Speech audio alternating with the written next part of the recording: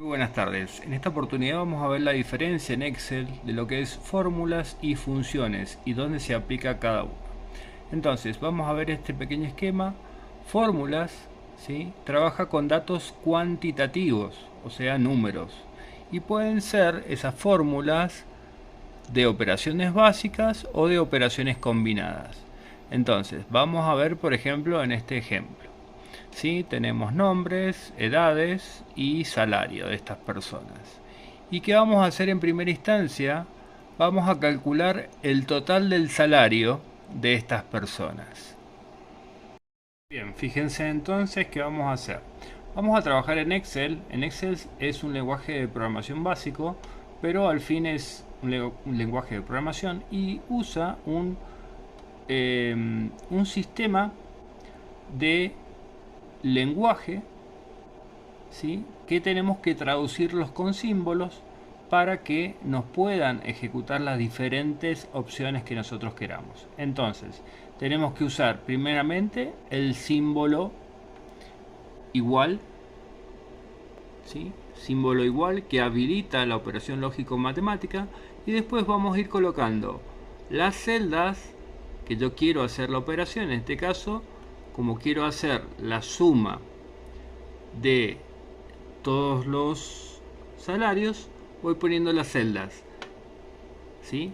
Por ejemplo, la de 4, la de 5, la de 6, la de 7, la de 8, o sea, la suma de todos esos salarios. Entonces fíjense que yo hice con una fórmula, directamente puse el símbolo igual y fui poniendo las celdas con el formato de la operación matemática que quiero hacer, la operación básica matemática.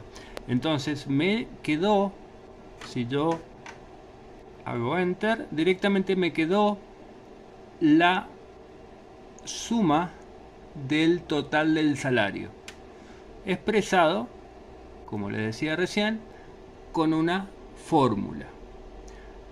Vamos a ver ahora qué pasa en una operación combinada.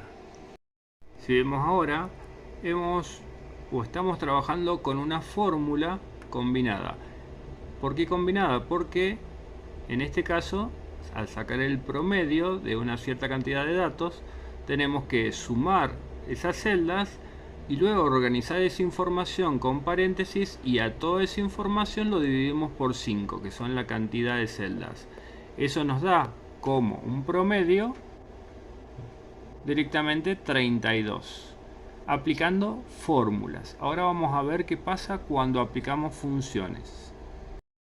Y antes de pasar al tema de funciones y cómo se representan las funciones, les quiero decir que el tema de fórmulas es una operación que se realiza seguido, y a veces tenemos que pensar primero cuál es la operación que nosotros quisiéramos hacer, escribirlo matemáticamente en una hoja, ver matemáticamente cómo se podría expresar la operación que yo quisiera hacer, y luego ver si encuentro una fórmula o una función que me haga lo que yo estoy pensando o que quiero desarrollar.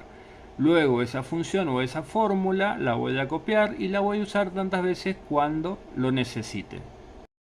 Por definición, entonces, cada función está compuesta por tres partes, y vemos acá en un ejemplo, igual producto de unas celdas, donde tenemos la primera parte del símbolo igual, ¿sí? Que va a habilitar la operación, luego el tipo de función, o sea, qué operación lógico-matemática yo quiero hacer, y después el argumento de la función, que son las celdas donde o con las cuales yo voy a trabajar. Entonces vemos en este ejemplo igual producto A20 punto y coma E20. Bien, en este ejemplo, con los mismos datos anteriores, voy a hacer una función de máxima. La función de máxima, que es de los valores que yo coloque, me va a devolver el valor máximo. Entonces, ¿cómo se coloca? Se coloca el símbolo igual, max, y después las celdas. En este caso, esas celdas, ese conjunto de celdas, está expresado como un rango. desde la celda D3 inclusive hasta la celda D7 inclusive.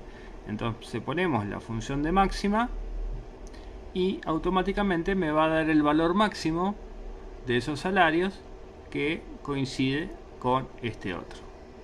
Bien, y ahora vamos a ver la función promedio de las edades. Entonces fíjense que ahora no lo expresamos como rango, sino directamente vamos poniendo las celdas donde están los datos. Igual promedio, el tipo de función promedio, y cada celda separada por punto y coma.